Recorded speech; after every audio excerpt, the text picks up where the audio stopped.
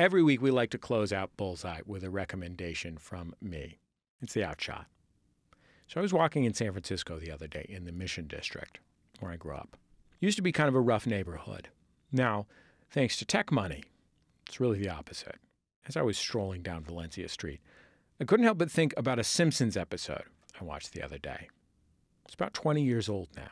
It's called You Only Move Twice. Here's the plot. Homer gets offered a new job in a new city, and he is excited about it. But the family like Springfield. They don't want to go. So Homer puts a video into the VCR about the new town. It's called Cypress Creek. Cypress Creek, a tale of one city. Let's watch up, Mouse. Homer, you're trying to talk us into moving to this place. Oh, yeah, that's right. Let's watch this. Look at this place. Somebody ought to build a town that works. Somebody did. We see an abandoned Five and Dime transform into a coffee shop. Then a bar becomes an espresso shop. Then a dumpster becomes a coffee cart. Then a bum becomes a mailbox. Cypress Creek, a planned community designed for the workers of the Globex Corporation. Cypress Creek, where dreams come true. Your dreams may vary from those of Globex Corporation, its subsidiaries, and shareholders. It's a promising dream. The Simpsons bite. They pick up stakes, they move to Cypress Creek. It's a technological super future, ruled by a benevolent corporate master, CEO Hank Scorpio, played by one of the greatest comedy geniuses of them all, Albert Brooks. I am here to welcome you on behalf of the president of the Globex Corporation. Me! Try the papayas. They're juicy and full of papain. Makes you strong like Popeye. Popeye, papain, Popeye, papain. See? Same thing. Forget it. How are you? I'm Hank Scorpio. Wow, my boss. Don't call me that word. I don't like things that elevate me above the other people. I'm just like you. Oh, sure, I come later in the day, I get paid a lot more, and I take longer vacations, but I don't like the word boss. Hey, look at my feet. Okay. You like those moccasins? Look in your closet. There's a pair for you. Don't like them? Then neither do I. Get the hell out of here. Ha! Ever see a guy say goodbye to a shoe? Yes, once. The story was originally the idea of Greg Daniels. He's a Simpsons producer who created The Office and co-created King of the Hill, among other accomplishments. The writing credit on the episode goes to John Swartzwelder. He's one of the Simpsons' most beloved writers. And the whole thing's about as close as it gets to perfect. And as the Simpsons settle into Cypress Creek, the town seems perfect, too. Homer's work life is amazing. They even encourage his laziness. Sir, I need to know where I can get some business hammocks. Hammocks? My goodness, what an idea. Why didn't I think of that? Hammocks! Homer, there's 4 places. There's the Hammock Hut. That's on 3rd. Uh-huh. There's Hammocks R Us. That's it. on 3rd, too. You got Put Your Butt There. Mm-hmm. That's on 3rd. Yes. Swing Low, Sweet Chariot. Right. Matter of fact, they're all in the same complex. It's the Hammock Complex down on 3rd. Oh, the Hammock District. That's right. But things aren't quite so perfect as they seem.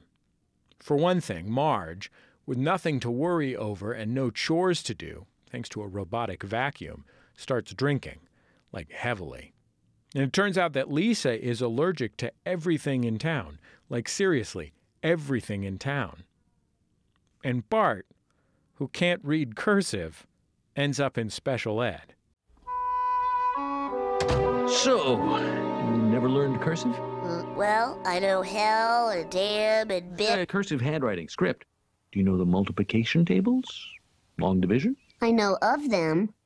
You know, Bart, I think you'd profit from a more remedial environment. I'm sure you'll feel right at home in the Leg Up program.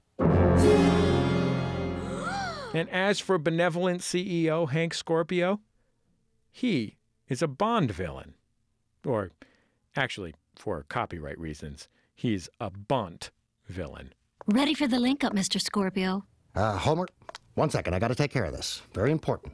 Be right back. Fine. Good afternoon, gentlemen. This is Scorpio. I have the doomsday device. You have 72 hours to deliver the gold, or you face the consequences.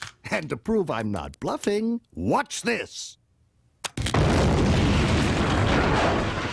Oh my God, the 59th Street Bridge. Maybe it just collapsed on its own. We can't take that chance. You always say that. I want to take a chance. Collapsed on its own. You have 72 hours. See you. Back to the hammocks, my friend. Yes. You know there's a little place called Mary Ann's Hammocks. The nice thing about that place is Mary Ann gets in the hammock with you. I'm just kidding. Oh. You know who invented the hammock, Homer? No. That's something for you to do. Find that out. It's crazy to think that all this was written 20 years ago, before Elon Musk and Mark Zuckerberg turned the world upside down. The worst we had to worry about back then was Craig from Craigslist. He's a nice guy. I met him one time. The lesson here isn't so much that the tech economy is immoral. It's that it's amoral. It's a machine. It has no morality. It chases likes and A/B testing, revenue per click. It pursues what we tell it to, and that's usually not the public good. And of course, all this gets sold to us as an unalloyed positive. In other words, it changes close down 5 and dimes into coffee shops, but sometimes it turns bums into mailboxes.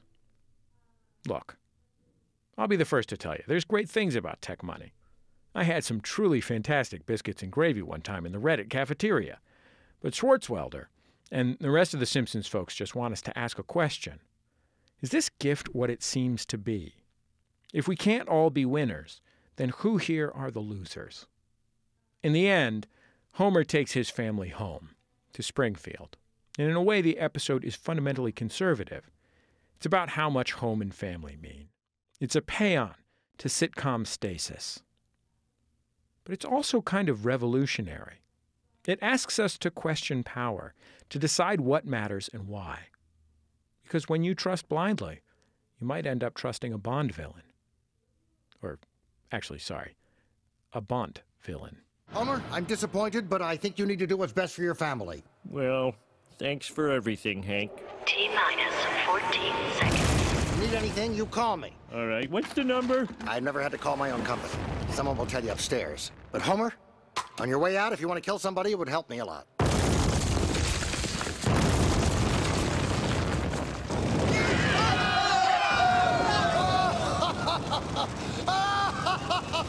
Hey, Homer, you're missing out on some fun!